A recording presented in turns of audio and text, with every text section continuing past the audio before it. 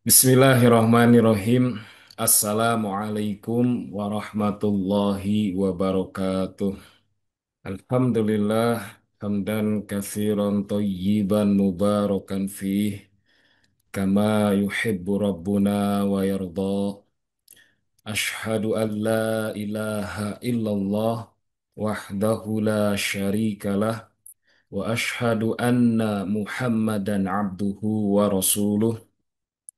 Allahumma salli wa sallim wa barik ala nabiyyina Muhammadin wa ala alihi wa ashabihi ajma'in. Amma ba'd. Yang sama-sama kita hormati guru kita Mudirul Ma'had Kiai Mashkur Suyuti LC MPDI, yang kami hormati Dewan Asatid para guru, dan yang kami hormati juga ayah bunda sekalian yang malam hari ini Allah hadirkan di majelis ilmu ini. Mudah-mudahan semua kita yang hadir pada malam hari ini diberikan kebahagiaan oleh Allah Subhanahu wa Ta'ala, diberikan kesehatan, diberikan rezeki yang luas dan barokah, diberikan keturunan yang solih dan solihah. Juga kita diberikan kenikmatan untuk terus beribadah kepadanya, diberikan kenikmatan dalam ketaatan kepada Allah, sehingga Allah ridho dengan kehidupan kita, sehingga Allah semakin sayang dan semakin cinta kepada kita dan keluarga kita. Alhamdulillah, Ibunda sekalian, malam hari ini Allah memuliakan kita, menghadirkan kita di majelis ilmu. Ini nikmat yang perlu kita syukuri bersama. Senang sekali bisa berjumpa dengan ayah bunda sekalian. Ini mudah-mudahan Allah catat sebagai amal soleh untuk kita semua. Pada malam hari ini kita bertukar pikiran, diskusi, sharing ya. Bukan berarti saya yang paling ahli. Cuma hari ini takdir Allah, ya saya diminta untuk berbagi pengalaman dengan ayah bunda sekalian. Apa kabar ayah bunda sekalian malam hari ini?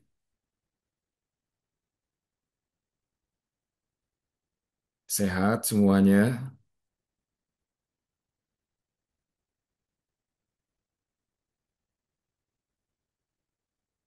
Bahagia ya? Alhamdulillah bisa berjumpa dengan ayah bunda sekalian, baik wali santri yang baru ataupun wali santri yang lama.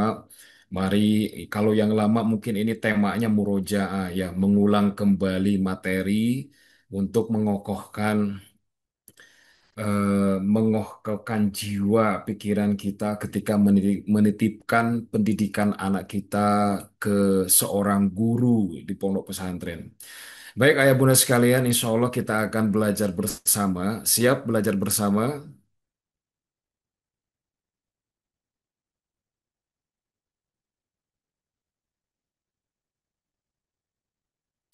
Baik, saya share screen ya supaya kita bisa mm, membaca juga di screen nanti materi yang disampaikan. Ayah bunda sekalian, izin malam hari ini kita temanya dari satu ayat yang Allah sampaikan di dalam Al-Quran. Wa kana abuhuma soliha. Itu tema kita gitu ya pada malam hari ini. Karena anak kita itu bukan milik kita. Itu titipan Allah Subhanahu wa Ta'ala. Kita diberikan anak oleh Allah, maka keinginan Allah adalah kita didik anak-anak kita sesuai dengan kehendaknya, bukan sesuai dengan kehendak kita, tapi kehendak Allah. Kemudian suatu hari mereka kembali kepada Allah dalam kondisi seperti semula, dalam kondisi fitrah suci. Nah, ini tugas kita. Maka kita hantarkan anak-anak kita ke pondok pesantren. Ini bagian dari menjalankan amanah yang Allah berikan kepada kita semua. Nah, ayah bunda sekalian, maka ada beberapa hal yang perlu kita kuatkan pada diri kita.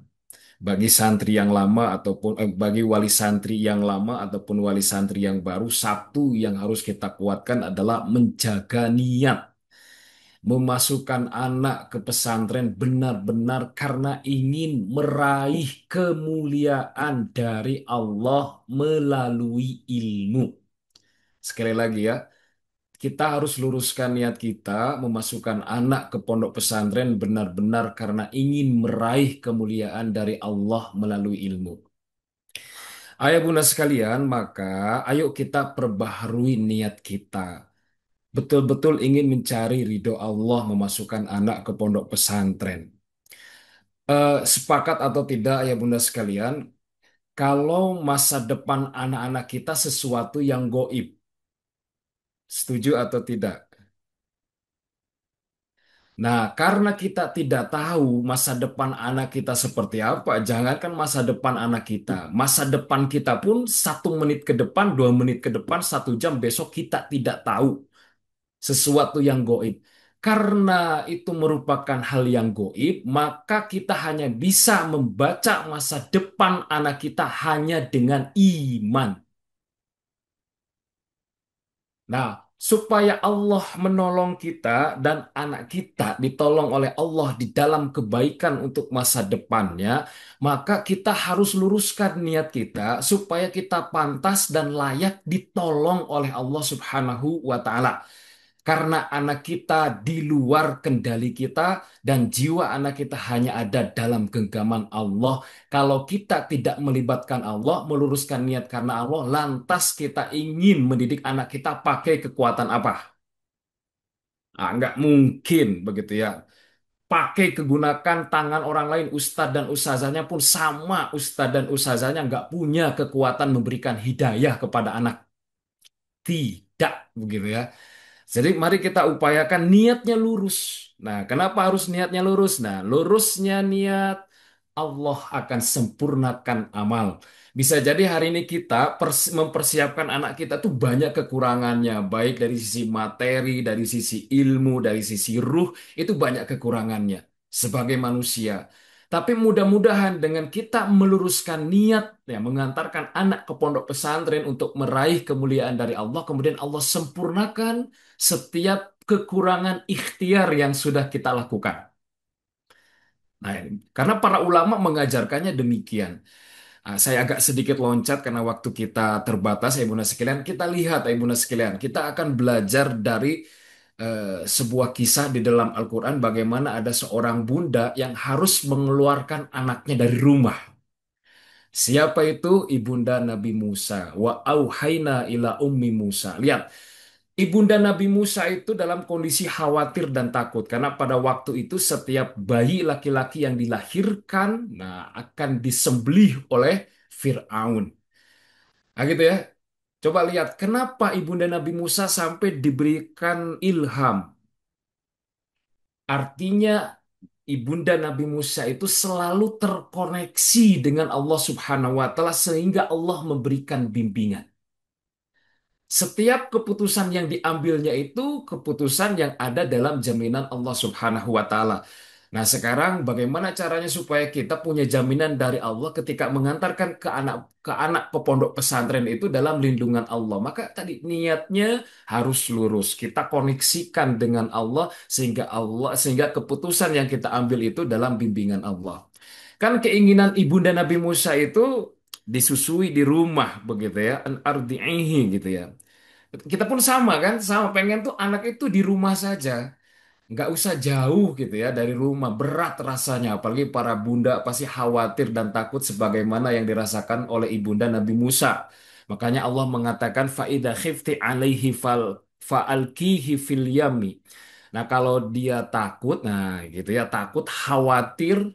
Nah sama pasti para bunda juga khawatir begitu ya. Tapi kalau sudah karena niatnya karena Allah, kita pasrah kepada Allah karena anak kita juga bukan milik kita. Nah, itu miliknya Allah. Ya, ini kan solusi yang ditawarkan oleh Allah kadang-kadang nggak logis begitu ya. Disuruh bayi ini dimasukkan ke dalam sebuah keranjang, kemudian dihanyutkan ke sungai. Kalau Nabi Musa, ibunda Nabi Musa kan mengantarkan anaknya ke sungai ya. Kalau kita mengantarkan anaknya kemana? Ke pondok pesantren. Lihat ayah bunda sekalian, kalau dahulu Nabi Musa itu berpotensi dibunuh oleh Fir'aun, anak-anak kita hari ini itu berpotensi dibunuh oleh sifat-sifat Fir'aun kalau ada di rumah. Melalui apa? Gadget mereka, judol, game online, pornografi, kemudian media sosial, TikTok, joget-jogetan. Ya Allah, ya Rob, gitu hari ini tuh. Ngeri, ayah bunda sekalian, begitu ya. Yang dibunuh kalau dulu fisiknya, yang hari ini dibunuh keimanannya. Yang dibunuh hari ini itu karakternya, akhlaknya yang dibunuh, begitu ya. Maka kita antarkan ke pondok pesantren. Jadi, ayah bunda sekalian yang hari ini masih khawatir anaknya ini ke pondok atau enggak, ke pondok atau tidak, kita akan belajar dari ibunda Nabi Musa. Betul gitu ya. Anak pengennya di rumah, tapi lihat ayah bunda sekalian, pilihan dimasukkan ke keranjang, dihanyutkan ke Sungai Nil itu menjadi pilihan yang logis. Kalau di rumah dibunuh oleh Firaun, lebih baik kan dihanyutkan ke Sungai Nil, kemudian ada berpotensi anak ini masih bisa hidup. Kenapa? Karena itu perintah dari Allah. Jadi kalau hari ini yang masih khawatir ya bunda sekalian dengan anaknya di pondok pesantren, ke pondok pesantren, maka cari pembanding. Kalau saya dulu, kalau saya itu selalu sampaikan kepada para orang tua, kalau kita hanya anak di rumah, antara anak di rumah atau anak di pesantren, pasti pilihannya di rumah. Tapi kalau kita naikkan kegelisahan kita, kekhawatiran kita, ya Allah, kalau anak saya di rumah nanti nggak tahu ilmu agama, saya khawatir suatu hari di kampung saya nggak ada yang menjadi guru ngaji. Jadi kekhawatirannya itu yang jauh lebih besar. Maka pilihan mengantarkan anak ke pondok pesantren itu menjadi sesuatu yang logis. Setuju atau tidak, ibu sekalian? Setuju atau tidak? Insyaallah ya, setuju. Lihat Ibunda sekalian, kalau kita niatnya karena Allah, kemudian Allah membimbing kita memasukkan anak ke pondok pesantren, lihat apa yang Allah berikan kepada Ibunda Nabi Musa pun. Inna radduhu ilaiki. Anak Nabi Musa dikembalikan kembali kepada ibunya. Bahkan Allah memberikan bonus kepada ibunya apa? Wa ja'iluhu minal mursalin. Nabi Musa diangkat menjadi salah satu rasul Allah. Mudah-mudahan kalau niat kita karena Allah, anak kita dibimbing oleh Allah, dijaga oleh Allah, kemudian suatu hari lulus dari pondok pesantren, Allah berikan kemuliaan kepada anak kita pulang hafal Quran mungkin 30 juz. Pulang ke rumah dalam kondisi anak sudah soleh. Itu kemuliaan-kemuliaan yang Allah berikan. Kemudian anak pulang ke rumah itu, Masya Allah begitu ya, adabnya, akhlaknya ke orang tua luar biasa.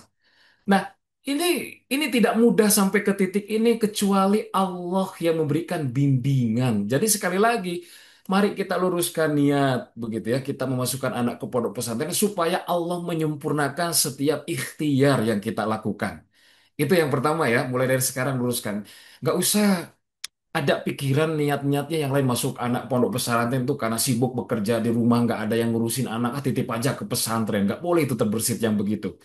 Kemudian masukin anak ke pondok pesantren itu karena apa? Ini masalah apanya? Malu dengan tetangga anak-anak yang masuk pondok pesantren, anak saya masa enggak kan begitu ya. Jadi hilangkan yang hal-hal yang seperti itu. Udah lurus niat ya Allah masukkan anak ke pondok pesantren karena Engkau supaya anak saya nanti bisa berkontribusi untuk memperjuangkan agama Engkau di kemudian hari. Nah, itu lurus gitu ya niatnya itu seperti itu. Itu satu, ayo bunda sekalian. Ini bab niat dulu ya. Kemudian yang kedua yang harus dilakukan oleh ayah bunda sekalian ketika anak di pondok pesantren, menjaga anak di pesantren dengan kesolehan orang tua di rumah. Sekali lagi, menjaga anak di pesantren, cara kita menjaga anak di pesantren yang diajarkan oleh salafus soleh dengan menjaga kesolehan orang tua di rumah. Jangan sampai anak kita berjuang sendirian untuk menjadi hamba Allah yang taat, menjadi hamba Allah yang solih. Anak kita bangun sama para musyrif atau musyrifah bangun subuh hari untuk qiyamul lah kita masih tidur. Ini Allah menatap kita itu. Allah tahu kita serius atau tidak ingin punya anak yang soleh itu. Allah melihat kita loh. Kita kita malu gitu ya. Kita harus malu dengan anak kita. Anak kita berjuang gitu ya bersama para guru di pondok pesantren supaya belajar taat kepada Allah untuk memperbaiki ibadahnya, memperbaiki amal solehnya. Tetapi kita di rumah ya bersikap biasa-biasa saja. Itu tidak adil begitu ya. Maka ayo ketika anak berjuang di pondok pesantren, untuk meningkatkan keilmuannya, untuk kemudian taat kepada Allah, maka kita pun bangun kesolehan di rumah. Anak Qiyamulail, orang tua kita, ayah bunda sekalian bangun Qiyamulail. Kita doakan anak kita dengan serius kepada Allah meminta, disebut namanya, dihadirkan wajahnya begitu ya. Minta sungguh-sungguh kepada Allah karena wattaqullah wa yu'allimukumullah. Kalau kita bertakwa kepada Allah, Allah sendiri yang akan memberikan ilmu nanti kepada anak-anak kita. Bukan karena kecerdasan, karena kepintaran semata, tapi karena Allah ridho dengan cara kita, begitu ya, mendidik anak kita dengan kesolehan.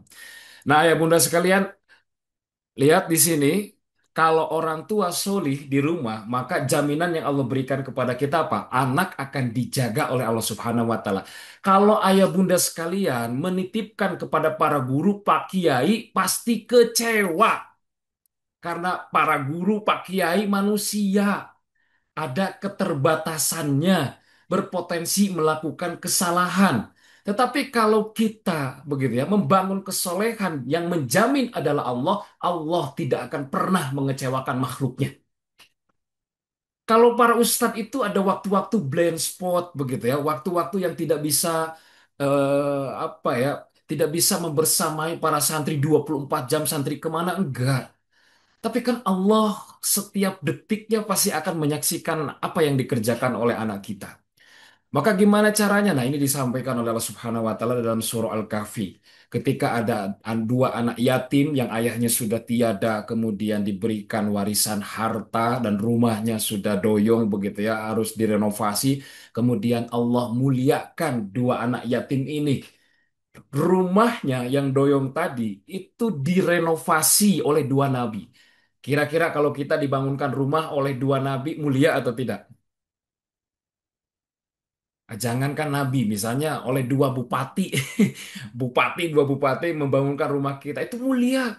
Dan nggak mungkin tiba-tiba ada apa? Nggak mungkin kan secara tiba-tiba ayah bunda sekalian. Maaf, ini kenapa layarnya seperti ini ya?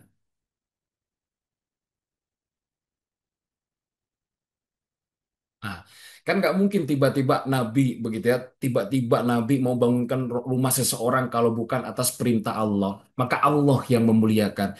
Di dalam ayat ini tidak diceritakan kesolehan anaknya, justru yang diceritakan wakana abuhuma soliha karena orang tua dari atau ayah dari kedua anak yatim ini solih. Lihat ya, kebarokahnya orang tua yang solih Allah jaga keturunan-keturunannya. Ini yang disampaikan oleh para ulama. Jadi kalau pengen anak kita dijaga oleh Allah di pondok pesantren, dijaga pikirannya, dijaga hafalannya, dijaga ruhiyahnya, dijaga emosinya, dijaga fisiknya, maka orang tua harus membangun kesolehan di rumah. Itu syarat yang Allah sampaikan kepada kita. Maka pertanyaannya, ayah bunda siap atau tidak membangun kesolehan di rumah? Siap atau tidak? Anaknya saum sunnah, ayo saum sunnah di rumah ya. Anaknya tilawah, ayo pun kita tilawah, kita paksakan. Anaknya qiyamulail, ayo kita qiyamulail. Anaknya bermajelis ilmu, yuk kita pun berusaha bermajelis ilmu. Saling mengingatkan, berdengan pasangan, istri dengan suami, suami dengan istri, seperti itu. Nah, apa ya Bunda sekalian bentuk-bentuk kesolehan, aksi kesolehan yang harus dilakukan oleh orang tua? Satu, menjaga ibadah. Ya, tadi mulai diawali dari yang wajibnya dulu, kualitasnya ditingkatkan tuh, sholat lima waktunya. Nah, kenapa? Karena ini yang dilakukan oleh para ulama dulu. Contohnya Sa'id bin Al-Musayyib kepada anaknya. Beliau itu selalu menambah jumlah rokaat sholat sunnahnya. Karena untuk siapa? Min ajlik. Untuk anaknya. Supaya apa? Supaya Allah menjaga anaknya melalui amal soleh yang dilakukan tersebut. Para ulama sudah melakukan begitu loh. Salafus soleh sudah melakukan begitu. Maka ayo kita ikuti bagaimana ulama-ulama dahulu supaya anaknya dijaga oleh Allah Subhanahu wa taala, maka orang tuanya membangun kesolehan di rumah melalui ritual-ritual ibadah. Sholat yang wajib, kemudian sholat sunnahnya dan yang lain-lain. Nah, ini harus dipaksakan.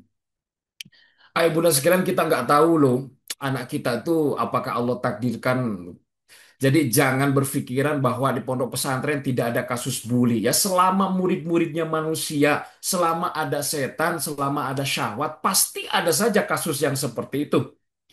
Nah, gimana caranya supaya anak kita kemudian terhindar dari hal-hal yang seperti itu? Sekali lagi, ayo kita jaga anak-anak kita melalui kesolehan kita di rumah.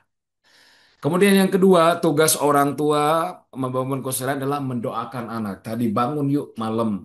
Malam-malam kita bangun, sholat qiyamul lail, kemudian mendoakan anak kita. Karena itu yang dilakukan oleh Nabi Ibrahim ketika meninggalkan Ismail dan istrinya di Makkah, sedangkan Nabi Ibrahim sendiri di Palestina, maka puncak kerinduan seorang orang tua kepada anaknya itu bukan menangis, bukan mengingat-ingat. Puncak kerinduan seorang orang tua terhadap anaknya itu ketika jauh adalah doa. Itu yang dicontohkan oleh Nabi Ibrahim. Nah, ayah bunda sekalian boleh loh ini baca doa Nabi Ibrahim ketika jauh dari anaknya. Ini bagus sekali doa ini di surah Ibrahim ayat 37. Nanti dihafal, didawamkan ya. Rabbana inni askantu min dzurriyyati. Ya Allah, aku eh, telah apa ya, meletakkan anak keturunanku itu di sebagian keturunanku biwadin goiri di Zar'in. Dulu itu di lembah-lembah itu waktu itu di Mekah begitu masih lembah karena nggak ada orang. Indah Baitikal Muharram. Nah, dekat rumahnya Allah. Nah, tadi niatnya sama seperti Nabi Ibrahim ya lurus. Anak masuk pondok pesantren, Nabi Ibrahim itu pengennya Robbana liyuqimus sholah. Supaya anaknya mau mendirikan sholat. Jadi kita kenapa anak masuk pondok pesantren ya supaya anak saya lebih dekat dengan Allah, lebih kenal dengan Allah, sholatnya, kualitas sholatnya lebih bagus dan terjaga. Ah begitu, udah yang lainnya biar Allah yang mengurusi kehidupan anak-anak kita. Begitu ya Bunda sekalian nanti dibaca ya, dihafalkan. Jadi dua tugas orang tua di rumah supaya anaknya dijaga akhlaknya, dijaga pikirannya, dijaga keilmuannya, dijaga hafalannya, dijaga. Orang tua membangun kesolehan di rumah. Sekali lagi siap atau tidak membangun kesolehan minimal dua ini menjaga ibadah dan mendoakan anak, selalu mendoakan anak. Siap ya, insya Allah. Baik, kemudian selanjutnya lihat Ustadz, ayah bunda sekalian, hasil kesolehan orang tua apa yang Allah berikan? Allah berikan kemuliaan kepada orang tua dan keturunan. Contohnya siapa? Nabi Ibrahim tadi. Nabi Ibrahim itu diuji oleh Allah dengan ketaatan-ketaatan apapun, maka Nabi Ibrahim itu fa'atam mahun, menjalankannya itu dengan sempurna. Kemudian apa? Allah berikan. Nah, ini berikan menjadi ini ja'ilu kalinnasi imama. Allah berikan kemuliaannya diangkat Nabi Ibrahim untuk menjadi pemimpin di antara manusia. Bahkan bukan Nabi Ibrahim saja, semua min dzurriyyati dan juga sebagian dari keturunan-keturunannya. Lihat ya, jadi hasil kesolehan orang tua itu orang tuanya mulia di sisi Allah, kemudian keturunan-keturunannya pun yang taat kepada Allah, Allah berikan kemuliaan. Maka anaknya diangkat menjadi nabi juga, menjadi pemimpin. Siapa? Nabi Ismail. Jadi kalau hari ini kita ingin dimuliakan oleh Allah, keluarga kita dan keturunan kita, anak-anak kita, maka dibangun mulainya dari kesolehan, dari ketaatan kepada Allah. Ini yang memberikan Allah langsung loh, begitu ya. Pemilik langit dan bumi, jaminannya bukan makhluk. Nah, baik. Yang selanjutnya apa, Ibu dan sekalian? Yang ketiga nih. Apa tugas orang tua ketika anak di pondok pesantren? Yang ketiga nih, menjaga bahasa kasih sayang kepada anak. Anak merasa jauh dari orang tua ketika di pondok pesantren itu tidak masalah. Yang jadi masalah adalah ketika anak di pondok pesantren merasa kehilangan kasih sayang dari orang tuanya. Ini akan jadi masalah. Kenapa ayah bunda sekalian ini akan jadi masalah? Nah, ini ada dua gitu ya dampak kasih sayang orang tua terhadap anak yang Allah sampaikan di dalam Al-Quran. Satu, kalau kasih sayang dari kita tetap melimpah kepada anak kita gitu ya yang ada di pondok nanti, maka kasih sayang yang mengalir kepada anak kita itu akan menjadi imunitas bagi anak kita dari perilaku buruk. Jadi anak kita itu akan dijaga oleh Allah Subhanahu wa taala tidak melakukan perilaku-perilaku buruk. Coba aja ya ayah bunda sekalian cari. Hampir cenderung ya anak-anak yang menjadi pelaku bully cenderung datang dari keluarga yang memang ya mohon maaf ya bermasalah ya, ya anaknya merasa kurang kasih sayang dari orang tuanya. Maka supaya anak-anak kita tidak melakukan pelanggaran, tidak menjadi pelaku bully, atau melakukan tindakan-tindakan yang tidak baik, yang tidak terpuji, maka ketika anak di pondok pesantren, kasih sayang kita tetap bisa dirasakan oleh anak-anak kita.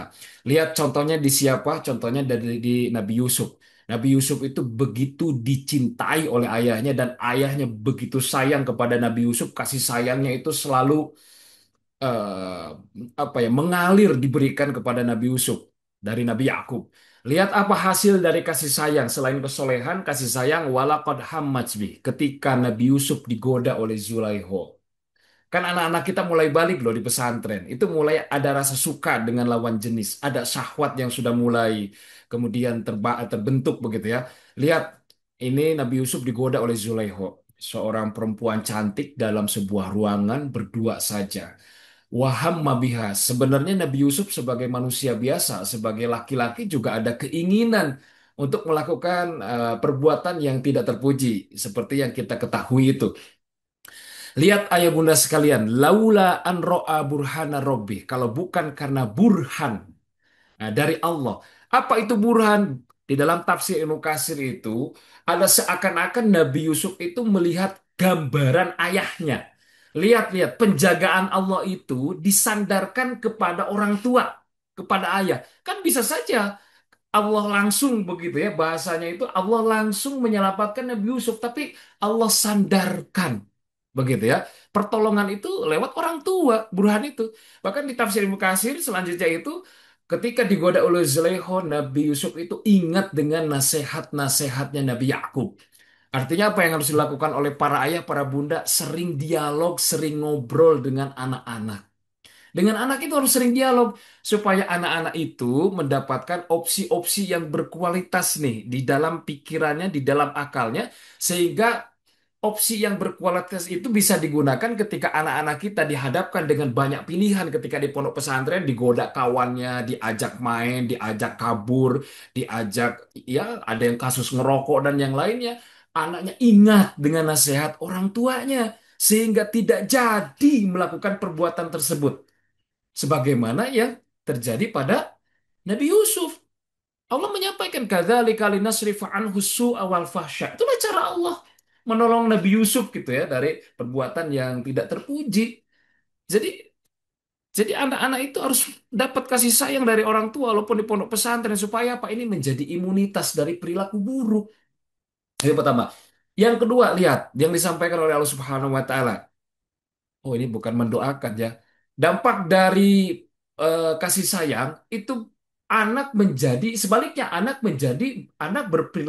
berperilaku buruk ketika kehilangan kasih sayang dari orang tua.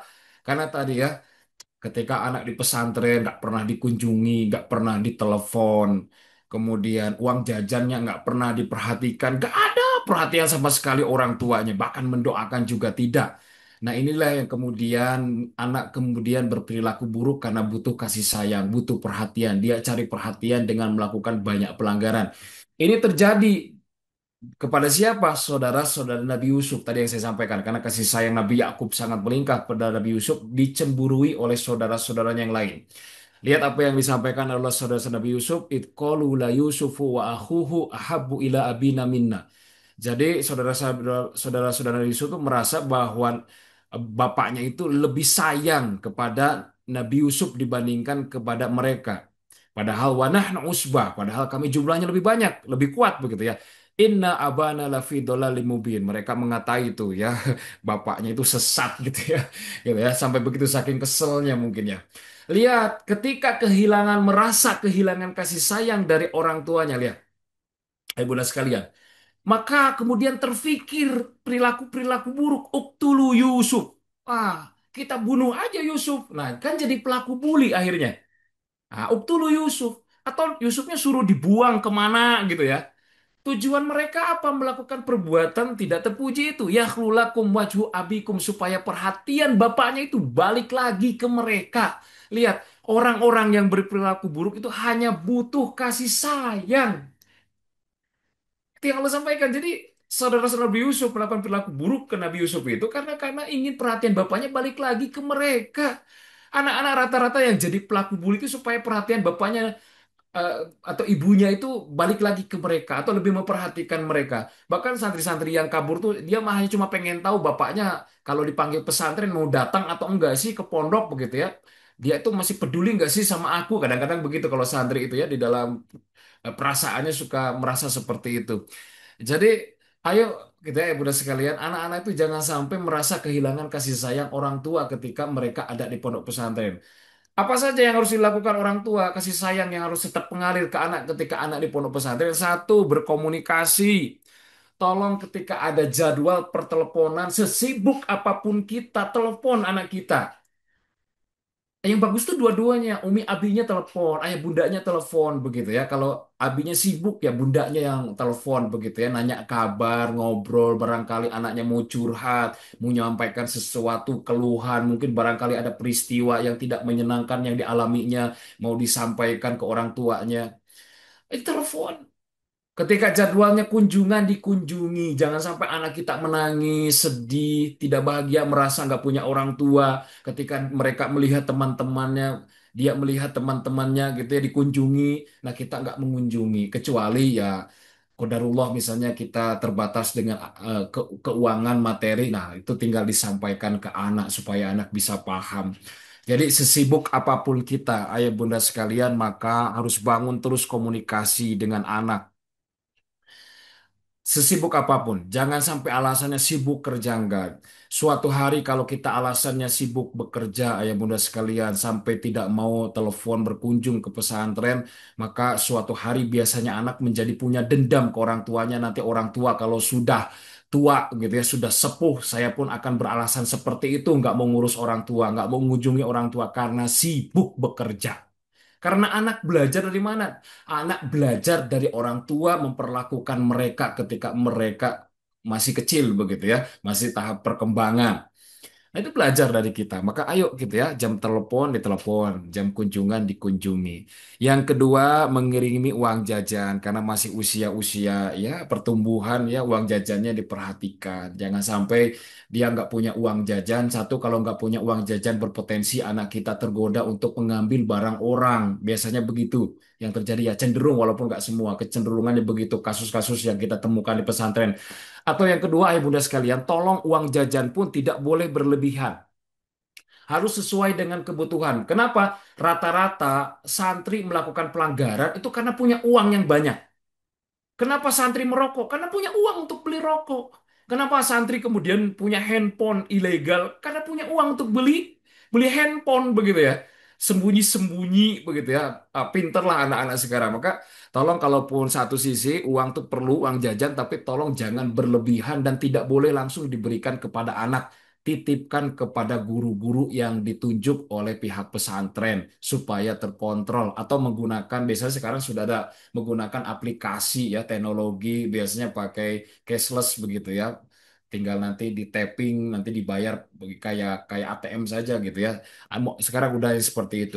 Nah terus kemudian paket makanan kirim sekali-kali begitu ya makanan kesukaannya dikirimkan paket itu kan menambah apa support support system ya motivasi bagi anak belajar di pondok pesantren karena tingkat kejenuhan di pesantren itu tinggi mudah sekalian. Maka sekali-kali kita berikan hadiah sebagai motivasi begitu ya, makanan kesukaan dan yang lain-lainnya. Kemudian jangan lupa ya juga ini kewajiban kita SPP.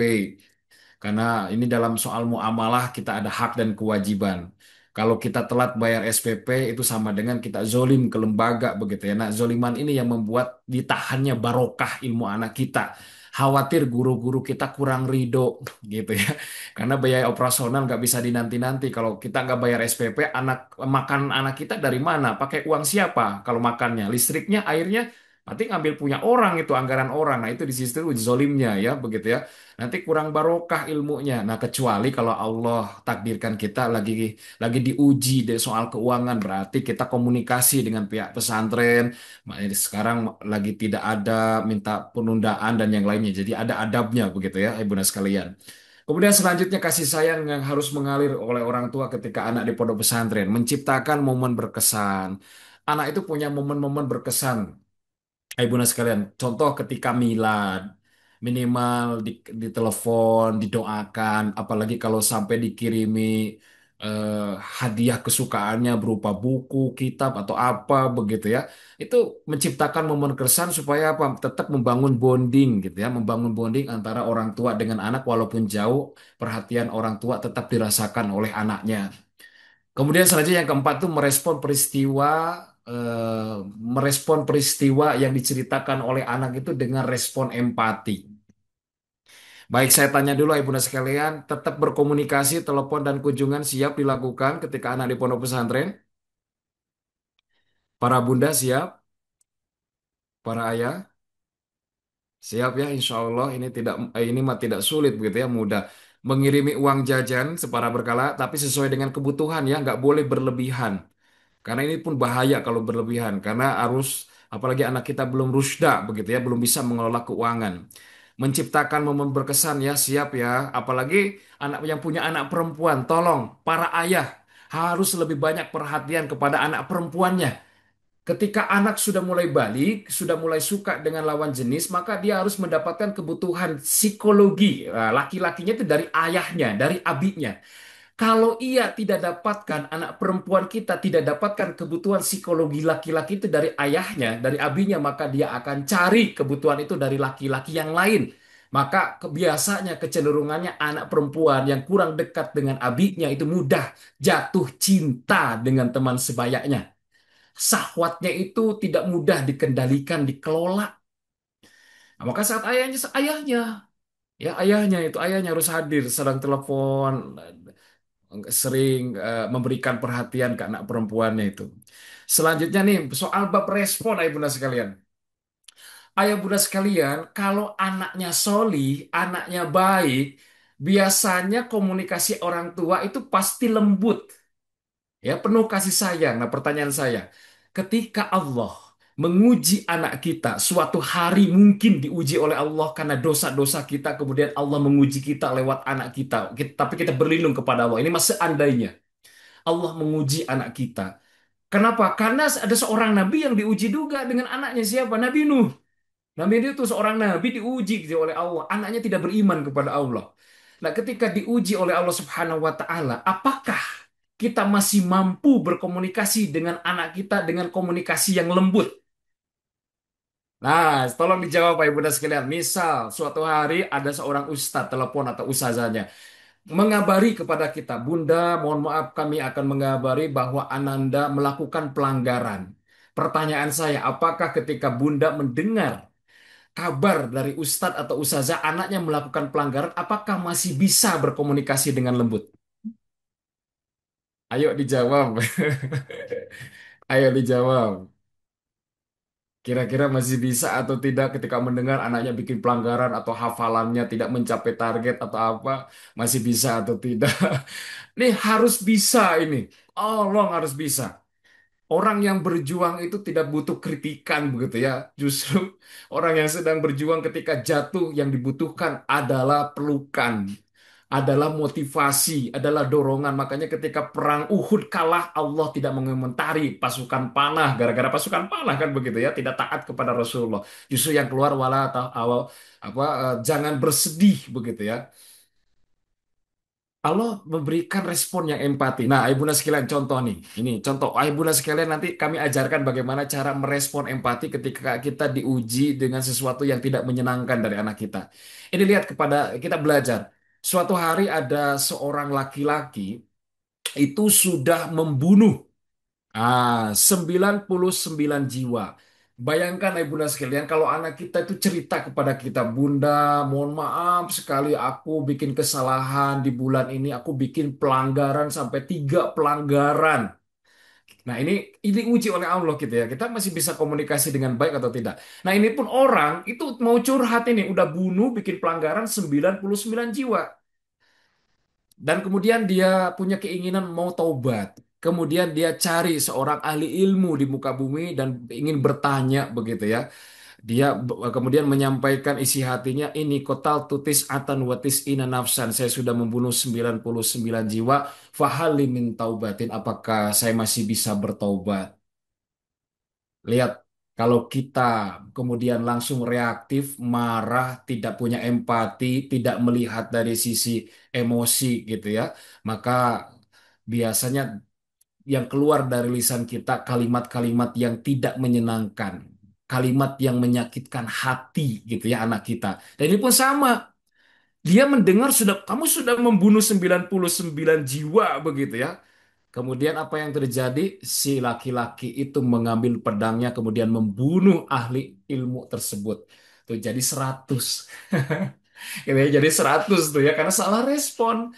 Tapi kemudian setelah 100 dia nyari orang lagi ahli ilmu karena ingin taubat. Dan dia sampaikan sama kayak tadi ya disampaikan saya sudah bunuh 100 orang. Apakah saya masih bisa bertaubat?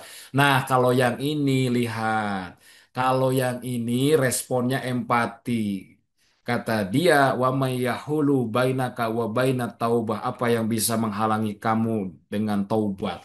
Ada respon empati. Kemudian apa? Si orang itu kalau lagi dalam emosi, kemudian direspon dengan empati, emosinya turun. Nah, kalau orang sudah turun, biasanya mau mendengarkan masukan nasihat dari kita. Maka si laki-laki ini diberikan nasihat. Salah satu nasihatnya itu untuk meninggalkan tempat maksiatnya. Dia harus hijrah. Ternyata ketika dia pergi hijrah, di tengah-tengah jalan dia meninggal. Maka terjadilah perdebatan dua malaikat, malaikat rahmat dan malaikat azab. Kemudian Allah menangkan malaikat rahmat. Nah, jadi ini Rasulullah sudah menyampaikan kepada kita, walaupun kita diuji oleh Allah Subhanahu wa taala, kita bandel atau apapun itu melakukan pelanggaran, tetap yang gak boleh hilang dirasakan oleh anak kita adalah kasih sayang orang tuanya. Anak harus merasakan kalau saya salah, orang tua akan merangkul saya, kemudian memberikan tindakan korektif, membersamai saya supaya saya kembali kepada kebaikannya. Itu yang harus dirasakan oleh anak. Kalau anak dimarahi, maka apa yang terjadi? Lan faddu min haulik, anak akan pergi. Kalau nggak pergi fisiknya, itu pergi jiwanya. Menutup, memblokir komunikasi dengan orang tuanya. Nggak mau ngomong dengan orang tua. Nggak mau terbuka dengan orang tua. Kalau udah begitu, apa yang bisa kita lakukan? Maka lihat ayah bunda sekalian, kita belajar dari Nabi Nuh. Lihat Nabi Nuh itu, bayangkan secara psikologi beliau ini seorang nabi, istri dan anaknya tidak beriman. Bayangkan psikologi secara sosial. Lah, misalnya kalau sekarang, kalau bahasa kita sekarang, kamu nabi gitu ya. Kamu ngajak orang untuk beribadah kepada Allah, tapi istri dan anak kamu saja piye gitu ya, nggak beriman. Itu kan psikologi secara sosial itu seperti apa ya, suasana perasaan Nabi Nuh itu. Nah, walaupun demikian gitu ya, anaknya tidak beriman kepada Allah ketika mau terjadi banjir bandang, lihat cara Nabi Nuh kemudian mengajak anaknya masih dengan penuh kasih sayang, tidak dengan kalimat-kalimat yang menyakitkan atau kasar. Lihat di dalam Al-Quran direkam oleh Allah Subhanahu wa Ta'ala bagaimana cara Nabi Nuh kemudian menyapa anaknya ketika tidak mau beriman kepada Allah. Tetap menggunakan kalimat ya bunaya, wahai anakku. Itu kan kalimat sayang dari seorang ayah terhadap anaknya. Tidak ada rasa kesel, marah begitu ya. Karena anaknya tidak beriman, tetap ada kasih sayang. Bahkan bahasa irkam ma'ana. Begitu diajak dengan penuh kelembutan. Begitu ya bunda sekalian gitu. Nabi Nuh masih begitu. Nah, tapi bisa lah ya bunda sekalian. Ya, insya Allah bisa. Kita latih. Nah, gimana caranya ya bunda sekalian? Supaya kita kalau misalnya nanti diuji oleh Allah dengan banyak permasalahan, apalagi nanti Bunda sekalian, oh banyak pasti cerita yang disampaikan oleh anak-anak kita kepada kita sekali lagi selama teman-temannya manusia, selama gurunya manusia, selama ada setan, selama ada syahwat, pasti Bunda sekalian berpotensi akan terjadi sesuatu yang tidak diinginkan begitu ya. Nah, pertama cara merespon empati, tangkap emosi di balik kata-kata. Jadi kalau anak-anak kita cerita apapun begitu ya yang tidak mengenakan hati kita, maka tangkap emosi, jangan ditangkap pesannya dulu. Nah, tadi yang pertama, yang si ahli ilmu yang pertama itu dia hanya pertama kali menangkap kata-kata yang disampaikan. Bunuh 99 jiwa, maka dia langsung kesel, dia marah. Tapi kalau yang kedua, itu menangkap dulu emosi di balik kata-katanya. Oh, orang ini mau taubat. Jadi diterima emosinya. Nah, baru dikoreksi. Begitu ya. Jadi bangun eh, connection before correction. Kalau orang-orang Barat bilangnya begitu. Jadi harus terkoneksi dulu. Caranya menangkap emosinya dulu di balik kata-kata. Misalnya, Masya Allah, sepertinya. kamu lebih butuh banyak bimbingan sepertinya dari ayah atau dari abi, dari umi gitu ya. Ketika anak melakukan pelanggaran, sepertinya kamu perlu bimbingan lebih begitu ya dari guru-guru kamu.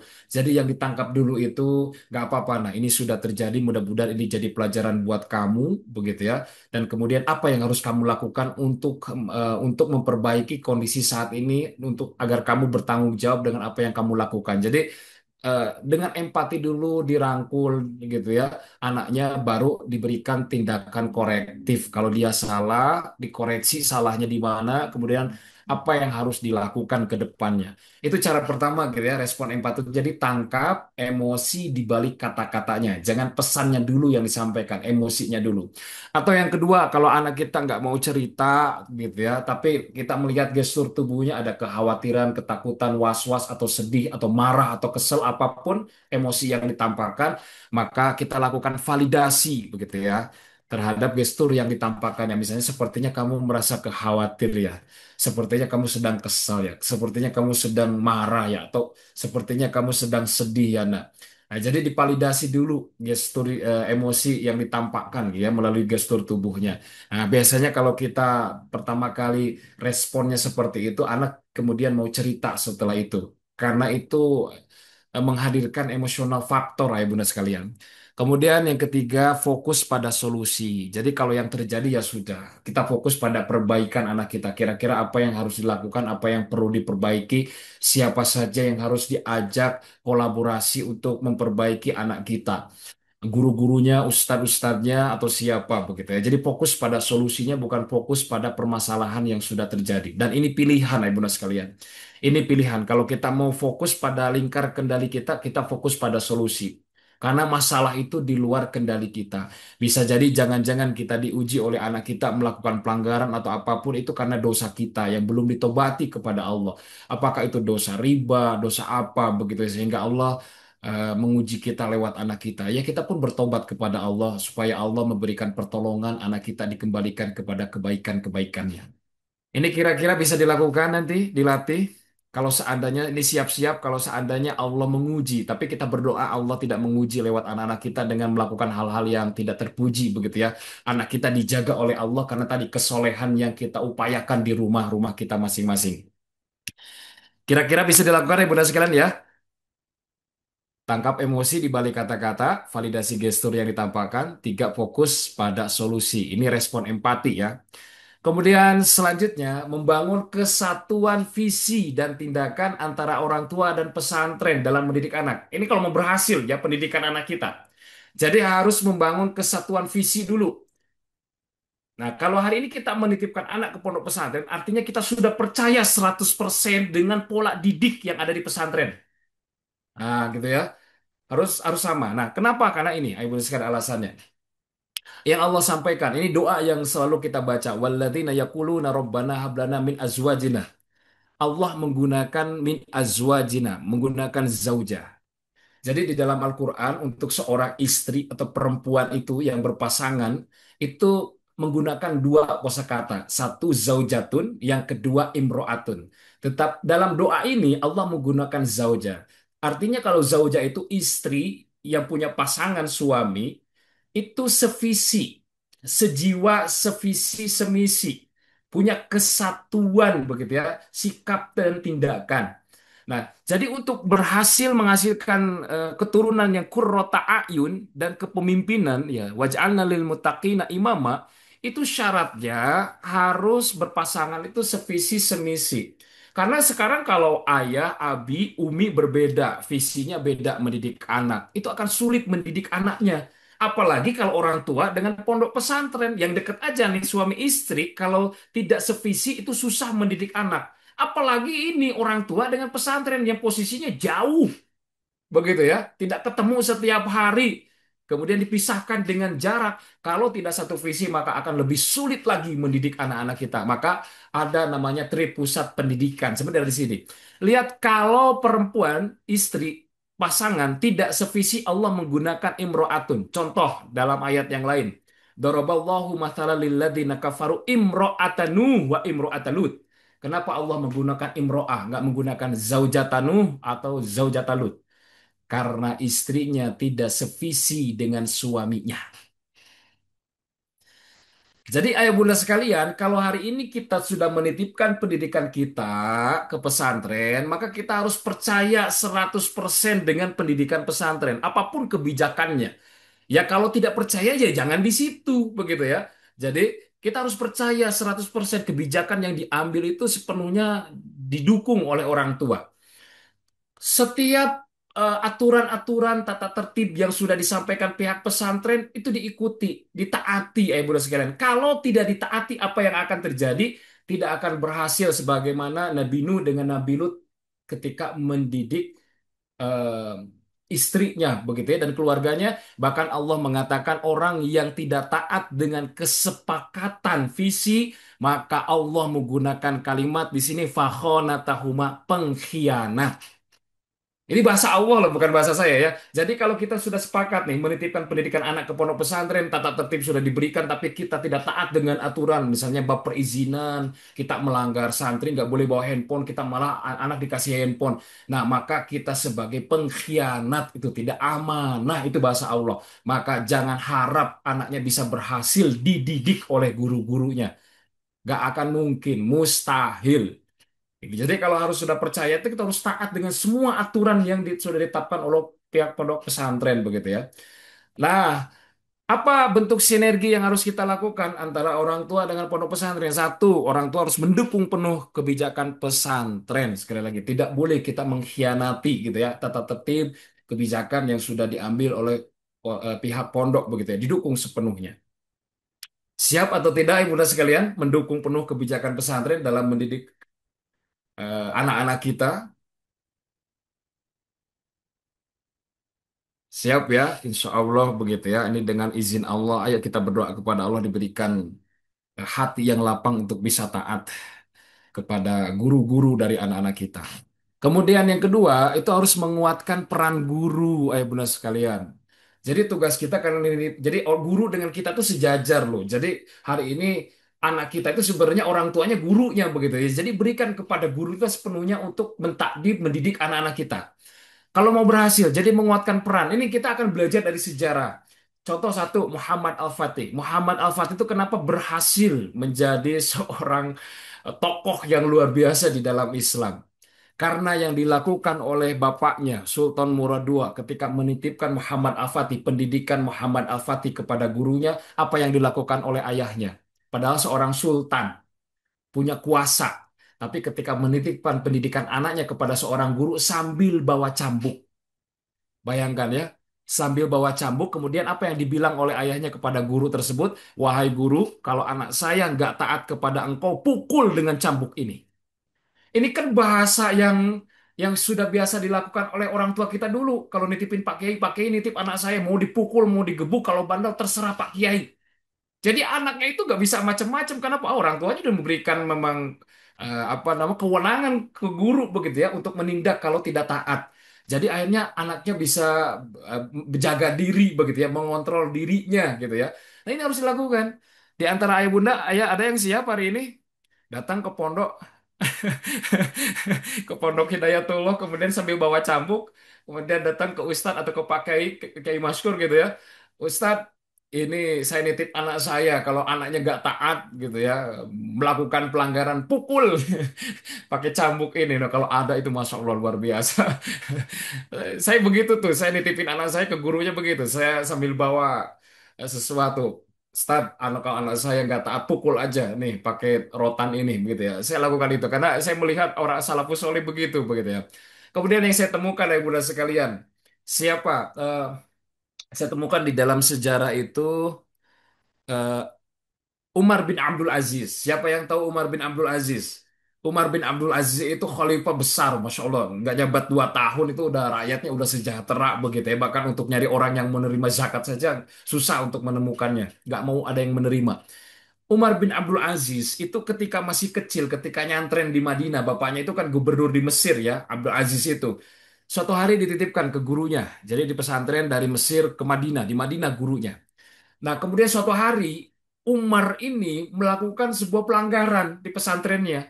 Apa? Lalai sholat berjamaah gara-gara apa? Mengurus rambutnya. Karena anak sultan mungkin nyisirnya kelamaan, menatap supaya good looking anak-anak sekarang itu menarik penampilannya, sampai lalai sholat berjamaah. Kemudian apa yang dilakukan gurunya? Gurunya mengirim surat kepada bapaknya. Karena anak sultan mungkin nggak berani langsung ngambil keputusan hukuman kepada anaknya.